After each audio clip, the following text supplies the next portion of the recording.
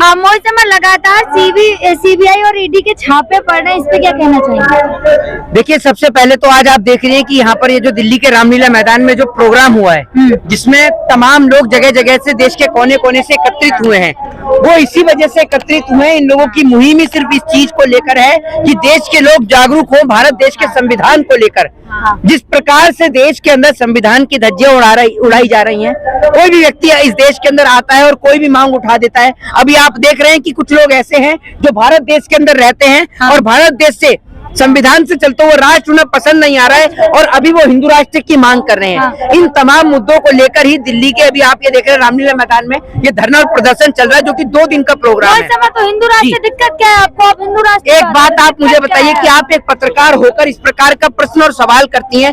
जब देश संविधान से चल रहा है तो ये देश संविधान से ही चलेगा। ये संविधान वाला राष्ट्र है, एक डेमोक्रेटिक कंट्री है, एक लोकतांत्रिक देश है जहाँ पर सभी को इक्वल राइट है, एक समानता का अधिकार है। और आप ये सोचिए कि जब इस देश के अंदर अभी संविधान से राष्ट्र चल रहा है, तब एक महिला को टंकी से पानी नहीं पीने दिया जाता, किसी को घोड़ी नहीं चढ़ने दिया जाता, किसी को मूंछ नहीं बढ़ाने दी जाती। तो आप सोचिए अगर हिंदू राष्ट्र की परिकल्पना हो गई तो ये लोग लोगों को जीने नहीं देंगे। तो योगी जी ने तो कह दिया ये पहले से हिंदू राष्ट्र है। अरे योगी जी के गवर्नर हैं, योगी जी ने क्या संविधान लिखा है ये बताइए ना।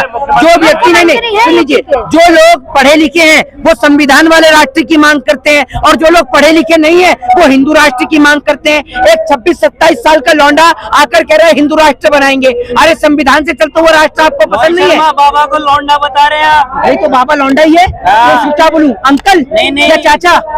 चाचा बोलूं? पढ़े जाके। अरे तो मैं क्या बोल रहा हूँ, अंकल बोलूं या चाचा बोलूं? जाके अपनी भविष्यवाणी बाबा है। अरे तो आप एक बात सुनिए ना, भविष्यवाणी आप करवाइए क्योंकि टाइम आप ही का खराब है। क्योंकि जिस दिन मोदी जी गए उसी दिन ये सरकारी पत्रकार भी चले जाएंगे। तो टाइम तो आपका खराब है।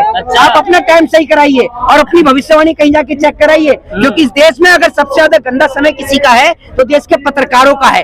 इनका समय खराब चल रहा है क्योंकि जिस दिन मोदी जी कुर्सी से हटेंगे उस दिन ये जो सरकारी पत्रकार हैं ये सारे के सारे अपने घर पे आपको नजर आएंगे। आज तो ये मोदी मोदी मोदी चला रहे हैं, उसके बाद जनता जब इन्हें धोएगी ना, मोदी जी का तो जनता क्योंकि भगाने के लिए तैयार है। एक समय ऐसा था जब अंग्रेजों की हुकूमत थी तो लोग चिल्ला रहे थे साइमन गो बैक, और आज चाय वाले की हुकूमत है, लोग चिल्ला रहे हैं चाय मैन गो बैक। लोग कह रहे हैं चाय मैन गो बैक। जिस तरीके से बढ़ती महंगाई हो रही है, बेरोजगारी बढ़ रही है। सर्वे देखा था ना अभी जो आया था, पहली पसंद अब भी मोदी जी हैं। भैया सर्वे जब भाजपा के कार्यालय से होगा, भाजपा के नेता और मिनिस्टर और मंत्रियों के द्वारा होगा तो मोदी जी तो सर्वश्रेष्ठ होंगे ही होंगे। एक बात आप मुझे बताइए, जिस देश के अंदर के लोगों को बांट दिया हो, जिस देश की संपत्ति को बेच दिया हो, उस देश के लोग कभी तैयार होंगे? कभी तैयार होंगे मोदी जी को वोट देने के लिए? और मोदी जी से नहीं, इस देश के अंदर मैं नाम नहीं लूंगा, एक व्यक्ति ऐसे हैं जो प्रधानमंत्री बने बैठे हैं, कुछ गृह मंत्री बने बैठे हैं, उनसे सवाल हो तो वो कहते हैं भाइयों बहनों मेरी माँ घर में झूठे बर्तन मांजा करती थी, और लोग बड़ी तालियां बजाते हैं। लोग बड़ी तालियां बजाते हैं। लोग ये सवाल नहीं करते कि अगर किसी माँ के 3 और 4 बेटे हो, उसके बावजूद भी अगर उसकी माँ किसी के घर में बर्तन धो रही है तो वो माँ की गलती नहीं है, वो बच्चे निकम्मे हैं। तो सही बात है, तो उस पर ताली बजाने एक बात आप मुझे बताइए, अगर आप घर के 4 भाई हो, पर्सनल टारगेट करके आप बोलेंगे नहीं, आप करिए ना, सही बात है तो आप अपने ऊपर बताइए। अगर भैया हम सुनिए, हम 4 भाई अगर हमारे होते हुए हमारी माताजी की किसी के घर में बर्तन धोती हैं तो हमारी माताजी की गलती थोड़ी है, हम निकम्मी औलाद हैं। इसीलिए तो लोग इस बात पे ताली बजाते हैं। मोदी जी कहते हैं मैंने 35 साल भीख मांगी तो लोग सुनिए, अरे सुनिए, मोदी जी कहते हैं मैंने 35 साल भीख मांगी तो लोग ये नहीं कहते कि आप पढ़े क्यों नहीं, आपने नौकरी के फार्म क्यों नहीं भरे, आपने कितने नौकरी के फार्म भरे? क्योंकि अगर पढ़े लिखे हो तभी तो नौकरी के फार्म भरे। योग्यता नहीं है ना, सुधीर चौधरी ने कहा तो।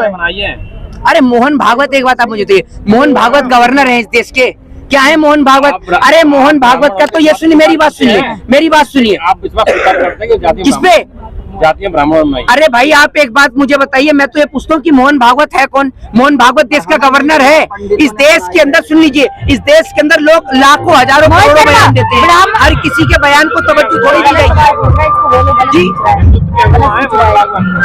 अरे तो एक बात आप मुझे बताइए, हाथरस के अंदर एक बेटी को जला दिया जाता है रातों रात, क्या वो हिंदू की बेटी नहीं है? कोई मोहन भागवत से पूछे, जिस बच्चे को मटके से पानी पीने पे मार दिया, क्या वो हिंदू का बेटा नहीं था, किसी मुसलमान का बेटा था क्या?